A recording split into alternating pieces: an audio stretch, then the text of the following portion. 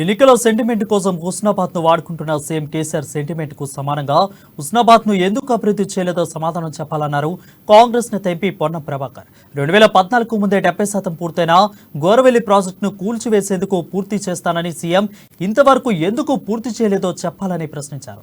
పోలీసుల నిర్బంధాల మధ్య భూ నిర్వాసితులను అణచివేసి గొల్లవెల్లి ప్రాజెక్టు పూర్తి చేయలేదని ఎద్దేవా చేశారు. మహారాజా కుర్చీ ఎందుకని మహారాజా కుర్చీ కూడా ఇయ్యలే. తెలంగాణ వచ్చింది ఎవడాపుతారో చూస్తా, ఇక్కడనే కుర్చీ చేసుకొని ప్రాజెక్టు కడతా అని చెప్పిండు. ఇవాళ తెలంగాణ రాష్ట్రం ఏర్పడ్డది. తెలంగాణ రాష్ట్రం ఏర్పడక ముందు 2014 వరకు అధికారికంగా 70-80% పనులు పునరావాసంతో పాటుగా సొరంగ మార్గ నిర్మాణంతో పాటుగా కట్ట నిర్మాణంతో పాటుగా అన్ని కార్యక్రమాలను దాదాపు 70-80% పూర్తి చేసుకున్నాం. కానీ తెలంగాణ రాష్ట్రం ఏర్పడితే కుర్చీ చేసుకుని కడతా ఈ ప్రాజెక్టు ఎవడొస్తారో చూస్తా, ఎవడడ్డం వస్తారో అని చెప్పిన ముఖ్యమంత్రికి ఎవరం కూడా అడ్డం పోలే.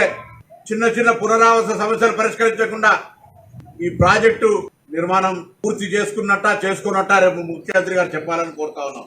అదే గజ్వేలు, సిద్దిపేట, సిరిసిల్లలో పెట్టినటువంటి సంస్థల యొక్క